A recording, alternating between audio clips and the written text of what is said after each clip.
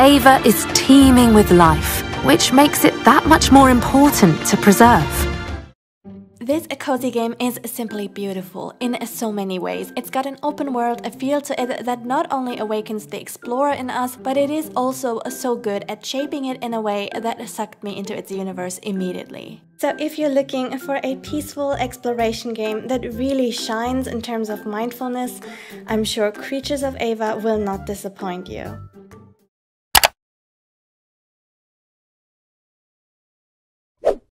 When life throws obstacles at us, we learn how to overcome them and move forward. We are invited to let empathy guide us on an immersive adventure to rescue the creatures of Ava and explore a wondrous alien planet brimming with life. It goes beyond traditional creature taming games, offering us a deeper understanding and connection with all the things and all life forms we will encounter on Ava. This game comes with peaceful battle mechanics that are not for defeating creatures, but instead they are meant to heal and rescue them. We also get a range of skills that help us traverse the planet and solve environmental challenges. But it is not just about discovering the beautiful ecosystems of Ava. It is about empathy, changing perspectives, and learning from different cultures and species.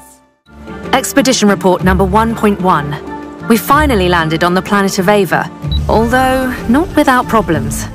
If you ever wanted to feel like a true researcher on an important mission, this game is great.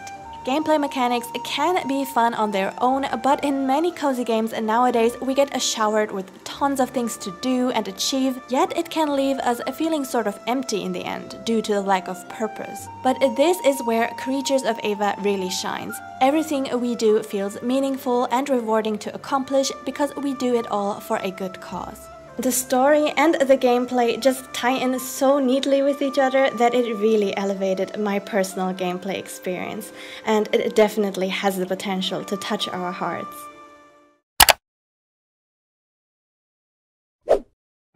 I told you, I'm here to save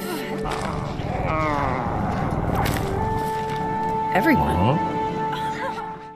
We step into the shoes of Vic, a young adventurer who has crash-landed on the foreign planet Ava. As we and our fellow researcher Tabitha learn that the land and its inhabitants are plagued by an infection called the Withering, we are determined to put an end to everyone's suffering. As we head out to explore Ava with all of its densely populated and colorful ecosystems like the jungle or the swamp, we discover over 20 wild creatures and meet Ava's native inhabitants, the Nam. Driven by curiosity, we experience a journey full of mystery and discovery as we unravel the secrets of the planet. But we will also be challenged to step out of the human-centric point of view, reach a mutual understanding with the locals, and find out what it really takes to preserve the natural balance and beauty of Ava.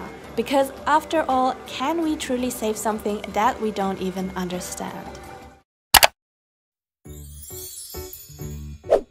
As a true researcher, one of our main goals is to register every creature we come across and collect as much data about them as we can. This includes completing several research tasks, such as obviously healing and rescuing them, but also snapping photos of each creature in both a healthy state and an infected state. It is definitely fun for completionists who enjoy filling their encyclopedia with info and pictures. It kinda reminded me of Pokemon Snap. Please tell me I'm not the only one thinking that. For all the parkour climbers and puzzle enthusiasts among you, we are equipped with a magical staff that lets us remove obstacles and levitate objects while we are figuring out how to climb, crouch, jump, or even zipline our way to our next objective.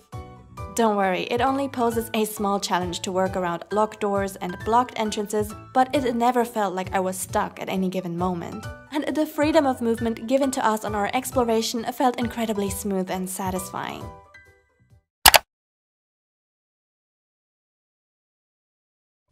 Poor creature. I gotta help it.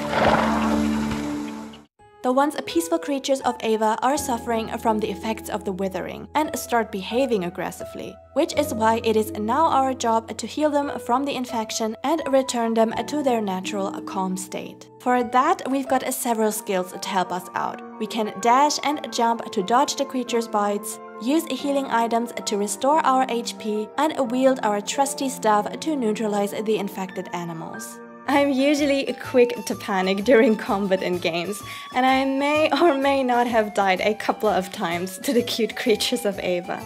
But as someone who is sort of slow in reaction time and a bit clumsy too, I think you will understand the controls very quickly. They are pretty intuitive and easy to master, and the devs are also implementing a story mode for the full release version that will make combat even easier.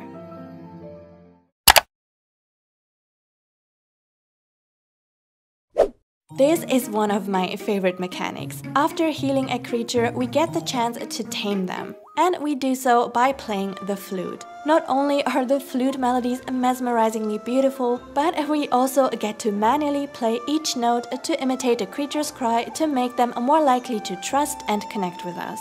I also really enjoyed how we are taught how to play the songs of Ava's inhabitants, and I found the flute music to be such a powerful and emotional tool that was not only fun to play around with, but it really managed to convey the spirit of Ava's culture so beautifully.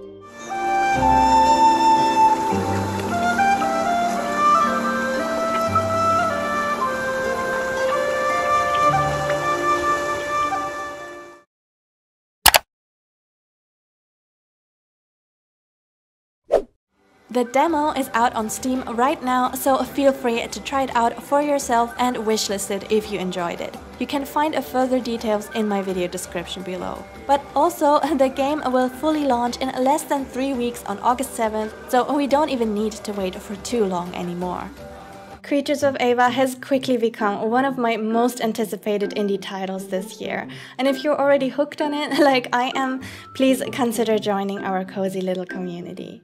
But that's everything from me. Have a lovely day, my friends, and see you in the next video.